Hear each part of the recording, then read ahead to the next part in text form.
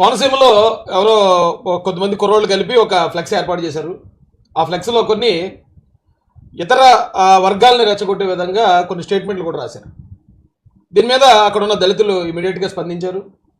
తర్వాత దీన్ని వైసీపీ వెంటనే టేకప్ చేసి పవన్ కళ్యాణ్ గారి మీద మొత్తం ఈ ఎంటైర్ విషయాన్ని రుద్దేయడానికి అక్కడ కోనసీమలో ఉన్న దళితులకి మరియు జన సైనికులు అంటే కాపులకి విద్వేషాలు రావడానికి గొడవలు ఇచ్చేయడానికి ఆల్రెడీ ఏదైనా చిన్న అవకాశం దొరికితే చాలు కదా, గొడవలు పెట్టి బతకడమే కదా అలా బతుకు.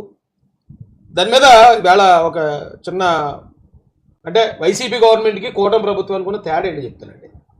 మీరు ఇక్కడ చూడొచ్చు ఒకసారి, కోనసీమలో పవన్ రచ్చ ఎవరో పెట్టారు తమ్ముళ్ళు.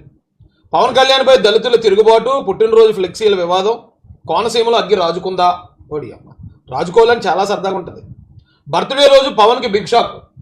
ఇది మన యాక్చి అబద్ధాల పుత్రిక సాక్షి పత్రిక. పవన్కి బిగ్ షాక్ అటండి. మీరెంతా మీ స్థాయి అంతా, కోనసీమ హైడ్రామా. ఇది ఆల్రెడీ సాక్షి పేపర్లో కూడా వేసినట్టున్నారు. కోనసీమలో పవన్ చిచ్చు, రోడ్డు మీద పడేస్తాం కొడకల్లారా, మీరెంతా మీ స్థాయి అంతా.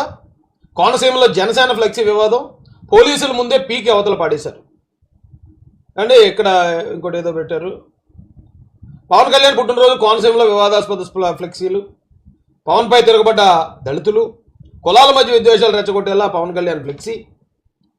ఆ ఫ్లెక్సీ పెట్టిన వాళ్ళు ఎవరో కానీ ఖచ్చితంగా 100% చాలా పెద్ద పొరపాటు చేశారు, చాలా పెద్ద తప్పు. నిజంగా ఇది శిక్షార్హమైన తప్పు కూడా. ఎందుకంటే అది కోనసీమ జిల్లాకి అంబేద్కర్ గారి పేరు పెట్టారు. అంబేద్కర్ కోనసీమ జిల్లా. అక్కడ ఆ జిల్లాలో ఒక ఫ్లెక్స్ వేసి ఇది పవన్ సీమ అని పెట్టారు. ఒక 4-5 కుర్రోళ్ళ ఫోటోలు ఉన్నాయి అక్కడ.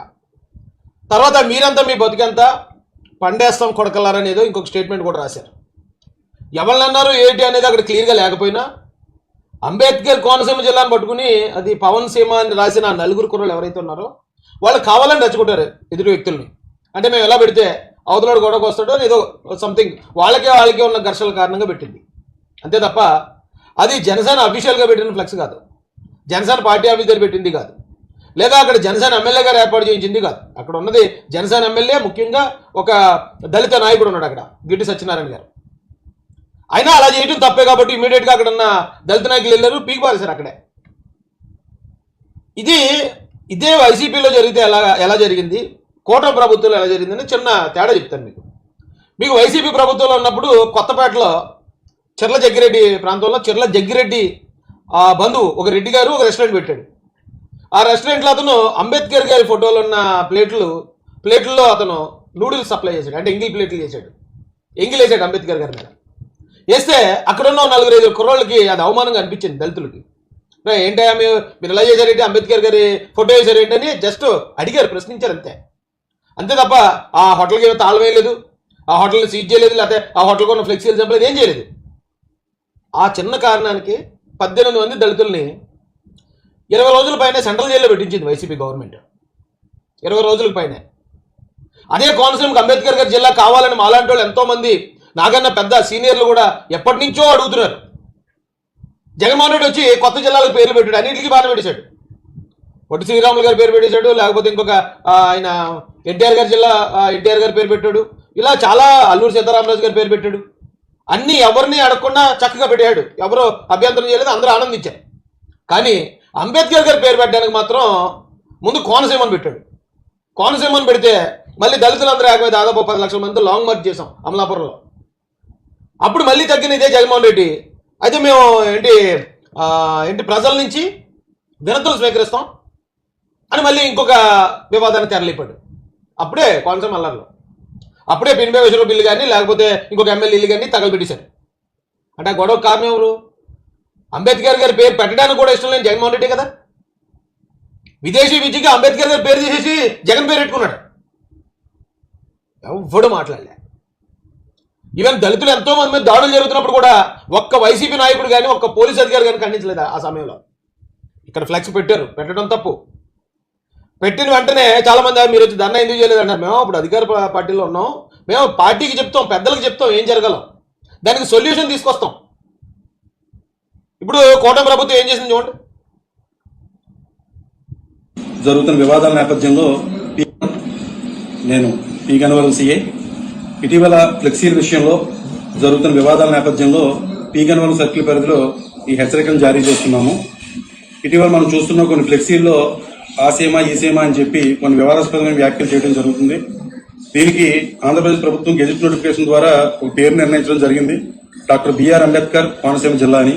ఎవరైనా ఇక నుంచి ఫ్లెక్సీల్లో కానీ ఏదైనా ఉంటే ఈ విధమైన పదం మాత్రమే వాడాలి. ఎవరైనా రెండు వర్గాల మధ్య విభేదాలు సృష్టించే దిశగా కానీ లేకపోతే రెండు వర్గ వైషమ్యాలు రెచ్చగొట్టే విధంగా కానీ ఫ్లెక్సీలు పెడితే మాత్రం వాళ్ళపైన చట్ట ప్రకారం చర్యలు తీసుకుంటాము. అదేవిధంగా ఈ ఫ్లెక్సీ షాప్ ఓనర్లందరికీ కూడా ఒక హెచ్చరిక, దాంట్లో అభ్యంతరకరమైన వ్యాఖ్యలు రాయడం జరుగుతుంది. మేము చూస్తున్నాము. ఈసారి కనుక ఎటువంటి అభ్యంతరకరమైన వ్యాఖ్య డబ్బులు తీసుకుంటున్నాం కదా అని ఏది పెడితే అది ప్రింట్ చేసి రాసి ఇస్తే మాత్రం వారిపై కఠినమైన చర్యలు తీసుకుంటాము. ఆ షాప్ ఓనర్పై ఇదందరూ కూడా గుర్తుపెట్టుకోవాల్సిందిగా కోరుతున్నాము. Thank you. కూటమి ప్రభుత్వం ఆ ఫ్లెక్సీ పెట్టిన వాళ్ళకే కాదు, ఆ ఫ్లెక్సీలు ప్రింట్ చేసే వాళ్ళకి కూడా వార్నింగ్ ఇచ్చింది. ఇలాంటివి మళ్ళీ రిపీట్ అవడానికి వీల్లేదో, వాళ్ళు రిపీట్ అయితే కనుక కఠినమైన చర్యలు ఉంటాయి. మరి ఆ రోజున అంబేద్కర్ గారి ఫోటోల మీద, ఇంగిల్ ప్లేట్ల మీద ఆయన ఫోటో వేసిన వాళ్ళని ఏ పోలీస్ అధికారితోటైనా ఇలా వార్నింగ్ ఇప్పించారా? కనీసం ఎమ్మెల్యే వచ్చి ఇలా అలా చేశారు, అంబేద్కర్ గారిని అవమానించారు, మళ్ళీ ఇలాంటిది కనుక కొత్తపేట నియోజకవర్గంలో జరిగితే, కోనసీమ జిల్లాలో జరిగితే నేను ఒప్పుకోనని అతను ఏమైనా స్టేట్మెంట్ ఇచ్చాడా? దళితుల మీద ఎన్నో దాడులు జరిగినప్పుడు జగన్మోహన్ రెడ్డి ఒక్కదానికైనా స్పందించి ఇక నుండి ఎవడన్నా దళితుల మీద దాడి చేస్తే వాళ్ళ మీద చట్టపరమైన చర్యలు తీసుకుంటాను, కఠినంగా శిక్షిస్తానని ఒక్క మాట, ఒక్క స్టేట్మెంట్ ఇచ్చాడా? లేదంటే ఆ సాక్షి పేపర్లు ఇప్పించారా? సాక్షి టీవీలో చెప్పించారా? మీరేనా కూటమి ప్రభుత్వాన్ని అడిగేది? అసలు మీకు అర్హత ఉందా దళితుల వైపు మాట్లాడడానికి? కూటమి ప్రభుత్వం ఎక్కడ ఏ అన్యాయం జరిగినా, దళితులకే కాదు, బీసీలకు అన్యాయం జరిగినా, కాపులకు అన్యాయం జరిగినా, ఈవెన్ రెడ్లకు అన్యాయం జరిగినా సరే ఖచ్చితంగా న్యాయం చేసే ప్రభుత్వం ఇది. ఈ ప్రభుత్వాన్ని మీరు ఎలా ప్రశ్నిస్తారా? నాకు అర్థం దద్దమల్లారా. ఇమీడియట్గా యాక్షన్ తీసుకున్నారండి. ఇమీడియట్గా ముందెళ్ళి ఆ ఫ్లెక్స్ చింపేశారు. చింపేసిన వాళ్ళ మీద ఎవరు గొడవ పెట్టలేదు. చింపేసిన వాళ్ళ మీద ఎవరు కేసు చెర్ల దగ్గర ఇట్లా కేసు పెట్టి వాళ్ళని అరెస్ట్ చేయించలేదు. అయితే ఒకటి చెప్తాను నేను, కూటమి ప్రభుత్వం వచ్చిన తర్వాత ఎక్కడ ఏ అన్యాయం జరగదు, ఎక్కడ ఏ గొడవ జరగదని ఎవరు చెప్పలేరు. గొడవలు పెట్టేవాళ్ళు అన్ని పార్టీల్లోనే ఉంటారు. కానీ గొడవ పెట్టినోడిని ఇమీడియట్గా ఇలా సరిదిద్దే చట్టం ఉంటుంది ఇక్కడ కూటమి ప్రభుత్వంలో. మొన్న ఈ వైసీపీ వాళ్ళు గొడ్డలు కట్టుకుని రప్ప రప్ప నరుగుతూ ఎగురుతున్నారు. జగన్మోహన్ రెడ్డి ప్రెస్ మీట్ పెట్టి, రే మన యూత్ ఎవరు అలా గొడ్డలు పట్టుకుని అలా హింసాత్మకంగా ఉండకండి, అలా ఉండితే ఖచ్చితంగా నేను మీకు పార్టీ పరంగా నేను చర్యలు తీసుకుంటాను, ఎవరైనా సరే అలాంటి విద్వేషాలు రెచ్చగొడితే వాళ్ళ మీద నేను క్రమశిక్షణ చర్యలు తీసుకుంటా అన్నాడా? లేదు. మంచిదే కదా అన్నాడు. వాళ్ళు బాగానే అన్నారు కదా, గొడ్డలు ఇచ్చి నరికేస్తా అన్నారు, అది మంచిదే కదా. టీడీపీ వాళ్ళు లేపేస్తానన్నారు, అది ఇంకా మంచిది కదా అని సపోర్ట్ చేసుకొచ్చాడు. నేరస్తులకు సపోర్ట్ చేసే నైజం జగన్మోహన్ రెడ్డిది. నేరం చేస్తే మనోడైనా సరే శిక్షించే నైజం చంద్రబాబు నాయుడు గారి, పవన్ కళ్యాణ్ గారిది. ఇది పవన్ కళ్యాణ్ గారికి అంటేస్తున్నారు. సరే, పవన్ కళ్యాణ్ గారికి తెలుసా? ఆయన ఏమైనా ప్రెస్ మీట్ పెట్టి భలే పెట్టారా, అందుకు తప్పేముంది మా వాడు పెట్టిన దాంట్లో, బాగానే పెట్టాడు కదా, ఏ దానికి ఎంత గొడవ చేస్తున్నారేంటి అని ఏమన్నా జగన్మోహన్ రెడ్డి లాగా సపోర్ట్ చేశాడా పవన్ కళ్యాణ్ గారు వచ్చి? ప్రతి చిన్నదానికి ఎక్కడ ఏ జరిగిన యాక్సిడెంట్ జరిగినా సరే చంద్రబాబు నాయుడు గారు, పవన్ కళ్యాణ్ గారు. ఎక్కడైనా ఒక ఎవడెవడో గొడవ వచ్చి కొట్టుకున్నాడు, ఇద్దరు తాగేసి కొట్టుకున్నా సరే లోకేష్ గారే దీని అందరికీ బాధ్యత. అంత దిగజారిపోయి ఉన్నారండి వైసీపీ వాళ్ళు మాత్రం. ప్రతిదీ ఏదో ఒక పనికిమాల టాపిక్ తీసుకురావడం, గవర్నమెంట్ మీద బుర్ర జల్లే ప్రయత్నం చేయటం. ఎవరో నమ్మట్లేదు అలాంటి పనికిమాల ప్రచారాలని. అయితే ఈ విషయంలో ఈ గన్నవరం సిఐ గారి, పి గన్నవరం సిఐ గారికి, అలాగే కోనసీమ జిల్లా డిఎస్పీ గారికి, కోనసీమ జిల్లా ఎస్పీ గారికి తక్షణం స్పందించి దీని మీద ఎంత కఠినమైన చర్యలు తీసుకున్నందుకు, అక్కడ ఏ గొడవలు లేకుండా శాంతి భద్రతలు కాపాడినందుకు మీ అందరికీ కూడా హృదయపూర్వకంగా ధన్యవాదాలు తెలియజేస్తున్నామండి. అండ్ ఇంకో విషయం, అక్కడున్న కొద్దిమంది యువతకు చెప్తున్నాను నేను, ఒకవేళ మీరు అంబేద్కర్ గారిని అవమానించాలి అని అనుకుంటే, అంబేద్కర్ గారు మాకు ఏదో అన్యాయం చేశారని కానీ మీరు అనుకుంటే మీరు అపోహలో ఉన్నారని అర్థం. నేను బీసీ యువతకు చెప్తున్నాను, కాపు యువతకు చెప్తున్నాను, ఓసీ యువతకు కూడా చెప్తున్నాను. నేను మీ అందరిని అన్నదమ్ముళ్ళు అనుకుని భావించే మాట్లాడుతున్నాను. ఇది అంబేద్కర్ గారిని ఎవరో అపార్థం చేసుకోకండి అన్నల తమ్ముళ్ళు. ఎందుకంటే అంబేద్కర్ అనే వ్యక్తి లేకపోతే ఈ రోజున శూద్ర కులాల్లో ఉన్న ప్రతి ఒక్కడు, ఈవెన్ రెడ్డి కానీ, కమ్మ కానీ, కాపు కానీ, బీసీ కానీ, ఎస్సీ కానీ, ఎస్టీ కానీ, ఎవడైనా సరే అందరూ బానిసత్వంలో అందరూ. మనందరికి ఇప్పుడు జనరల్గా అందరికీ అనుకునేది ఏంటంటే అంబేద్కర్ గారు ఎస్సీలకి రిజర్వేషన్ ఇచ్చాడు, ఎస్సీలకి రిజర్వేషన్ ఇచ్చాడు అంటారు. ఎస్సీలకి కాదు, వెనకబడి ఉంటే ఓసీ అంటే ఇతర కులాల్లో ఉన్న వాళ్ళు కూడా వెనకబడి ఉంటే వాళ్ళందరినీ కూడా బీసీలో చేర్చి రిజర్వేషన్లు ఇవ్వచ్చు అని ఆ క్లాస్ కూడా రాశాడు ఆయన. ఈ రోజున బీసీ రిజర్వేషన్లు వచ్చాడు, దానికి కారణం ఆయన అప్పుడు ఆ రాజ్యాంగంలో పెట్టిందే. రాజ్యాంగంలో పెట్టిన ఆ క్లాస్ వల్ల ఈ రోజున బీసీల రిజర్వేషన్లు. ఈవెన్ కాపులు కూడా ఆయన దామోదర సంజయ్ గారు వచ్చినప్పుడు కాపులు కూడా రిజర్వేషన్ ఇచ్చారు. ఆయన ఒక మాల కమ్యూనిటీని ముఖ్యమంత్రిగా ఎదిగిన వ్యక్తి. తర్వాత ఎవరో నీల సంజీవ్ రెడ్డి ఎవరో ఒక రెడ్డి కులస్తుడు వచ్చి కాపులకు రిజర్వేషన్ తీస్తారు. కానీ ఏ రోజు అంబేద్కర్ గారు కానీ లేకపోతే ఎస్సీలు కానీ ఎవరిని నాశనం అయిపోవాలని కోరుకునే వ్యక్తులు కాదు. ఇంకో విషయం ఏంటంటే అంబేద్కర్ గారిని ఎవరితోనూ పోల్చకండి దయచేసి. ఎందుకు పోల్చొద్దు అంటానంటే ఈ మధ్య సలార్లో ఒక సీన్ ఉంటుంది, ఈ మధ్య వచ్చిన సలార్ సినిమాలో. అందులో ఒక మెటీరియల్ని ట్రాన్స్పోర్ట్ చేస్తూ ఉంటారు. ఆ వ్యాన్కి బయట లోపల ఒక సీల్ ఉంటుంది. ఆ సీల్ చూస్తే మొత్తం అక్కడ ఉన్న నేవీ వాళ్ళు కానీ ఆర్మీ వాళ్ళు కానీ అందరూ దారి చేస్తూ ఉంటారు, వెళ్ళిపోయిన ఆ సీల్. అది చాలా డేంజరస్. అది ఆ సీలు ఉన్న బండిని మనం ఆపకూడదు. అంటే ఆ సీల్కి అంత పవర్ ఉంటుంది ఆ సినిమాలో. అయితే 2-3 సీన్లు అయిపోయిన తర్వాత ప్రభాస్ ఎంటర్ అవుతుంటాడు. ఎంటర్ అవుతుంటే ఏంట్రా ఎవరిది ఏదని మొత్తానికి అడిగితే ఆ సీల్ వేసిందే అతనరా అని చెప్తాడు హీరోని. అసలు గూస్ బాంబ్స్ ఎలివేషన్ ఉంటుంది అండి ఎవరికి, ప్రభాస్ గారికి. ఆ సీన్ ఒకసారి మీరు గుర్తించుకోండి. ఇక్కడ చాలామంది అంటే మీకు పెద్ద ఆయన చూపిస్తాను రండి. ఇది అంబేద్కర్ గారి స్టాట్యూ. అంబేద్కర్ గారి స్టాట్యూ దగ్గర ఇగో పాదాలకి పూలాభిషేకం చేస్తున్నాడు ఈయన. ఎవరో తెలుసండి ఆయన? ఈ భారతదేశంలో ఆయన అత్యంత శక్తివంతుడైన ప్రధానమంత్రి నరేంద్ర మోడీ గారు. 3 సార్లు ఇది హ్యాట్రిక్ ప్రధానమంత్రి అయిన ఆయనకన్నా బలవంతుడు ఎవడు ఈ దేశంలో లేడు. అంత బలవంతుడు కూడా అంబేద్కర్ గారి పాదాలకి పూలాభిషేకం చేస్తున్నాడంటే మరి అంబేద్కర్ గారు ఎంత పవర్ఫుల్ ఆలోచించండి. ఈ రాష్ట్రంలో కాదు, ఈ దేశంలో కాదు, ఎవరికి అన్యాయం జరిగిన ముఖ్యమంత్రులు, ప్రధానమంత్రులు ప్రతి ఒక్కరు కూడా రాజ్యాంగంలో చెప్పారు కదా, అది ఎందుకు చేయట్లేదు, రాజ్యాంగం ప్రకారం మాకు ఇది కావాలి కదా, రాజ్యాంగం మాకు ఈ హక్కు ఇచ్చింది కదా అని ప్రతి దానికి రాజ్యాంగాన్ని ఉటంకిస్తూ ఉంటారు. ఆ రాజ్యాంగం రాసిందే అంబేద్కర్.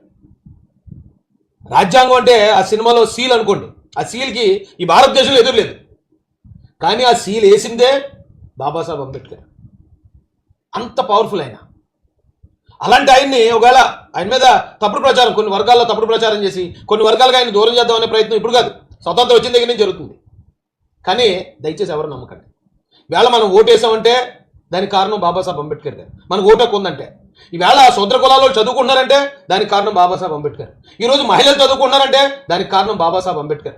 ఈరోజు మహిళా రక్షణ చట్టాలు, అలాగే చిన్నపిల్లల చట్టాలు, చిన్నపిల్లల హక్కులు, కార్మిక చట్టాలు, బ్యాంకు, రిజర్వ్ బ్యాంకు, ఈ మొత్తం వ్యవస్థ అంతా ఈవేళ ఎలా నడుస్తుందంటే దానికి కారణం ఆయన. పేదోడు ప్రతి ఒక్కరికి రక్షణ దొరుకుతుంది అంటే దానికి కారణం ఆయన. దయచేసి అలాంటి వ్యక్తిని, అలాంటి సూపర్ పవర్ని భారతదేశంలో కాదండి విదేశాల్లో కూడా పెద్ద పెద్ద యూనివర్సిటీలు ఉంటాయి ఆయన విగ్రహాలు. దేశ విదేశాల్లో యూనివర్సిటీ అంటే ఏంటి? ఒక ఎలిమెంటరీ స్కూల్ నుంచి స్టార్ట్ అవుతాం మనం. యూనివర్సిటీ అంటే విశ్వవిద్యాలయం. అలాంటి విశ్వవిద్యాలయాల్లో నెలకొల్పుతారు ఆయన విగ్రహాన్ని. అలాంటి వ్యక్తి మన భారతీయుడు అని చెప్పుకోవడానికి మనందరం గర్వపడాలి. కానీ ఎప్పుడు కూడా ఆయన అవమానించే ప్రయత్నం దయచేసి ఎవరు చేయొద్దండి. ఎవరికి ఆయన కాంపిటేటర్ కాదు, ఎవరికి ఆయన ఎగెనిస్ట్ కాదు. అన్ని కులాలకి మంచి చేసిన వ్యక్తి అదే దురదృష్టవశాత్తు ఆయన కూడా కులానికి అంటగడిశారు అంతే తప్ప. దయచేసి ఎవరన్నా ఇప్పుడు మీకు పలానా కులం మీద కోపం ఉండొచ్చు, మీరు ఎవరైనా అయి ఉండొచ్చు, మీకు మాలల మీద కోపం ఉండొచ్చు, ఓకే మాలలు మీరు ఏమన్నా మాలలతో తలపడండి, లేదా మాదిగల మీద కోపం ఉంది మాదిగలతో తలపడండి, బీసీల మీద కోపం ఉంది బీసీలతో తలపడండి, కాపుల మీద కోపం ఉంది కాపులతో తలపడండి, అంతే తప్ప వాళ్ళు వెనక్కున్న నాయకులను అవమానించడం ద్వారా వాళ్ళను మనం అటాక్ చేయొచ్చనే ఆ రకమైన దాడి కరెక్ట్ కాదండి. అది అంబేద్కర్ గారిని అవమానించడం అంటే మనమే అవమానించుకోవడం అనేది గ్రహించండి. ఈ విషయంలో ఎంత సత్వరంగా స్పందించిన కూటమి పెద్దలకి, కూటమి ప్రభుత్వానికి హృదయపూర్వక ధన్యవాదాలు తెలియజేస్తున్నాను. కోనసీమ ఎప్పుడూ ప్రశాంతంగా ఉండాలి. ఒకరిద్దరు రెచ్చగొట్టడానికి ట్రై చేస్తూ ఉంటారు, అయినా కానీ ఇతర కులాలు, ఇతర సమాజం అంతా కూడా శాంతియుతంగా కొనసాగాలని కోరుకుంటూ జై భీమ్, జై భారత్, జై జై మహాసేన, జై తెలుగుదేశం, జై చంద్రబాబు, జై జై.